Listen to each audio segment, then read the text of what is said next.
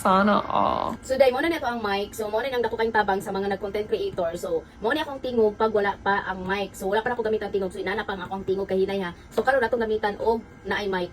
So bali duha day ni kabuok ang mic day no. Kung order day mo ni day is duha day ni kabuok mic nga available. So example na amoy interviewon or na amoy gustong apilon sa iyong vlog. So pwede niyo siya pagamiton aning isa. So man ni gigamitan ako ang mic. So inani nakakusog ang ako ang tingog nga inyong madunggan. So perfect ni sa mga nag-content creator. Dayon salamat sa day sa nag-sponsor nako ani. So daghan kaayong salamat.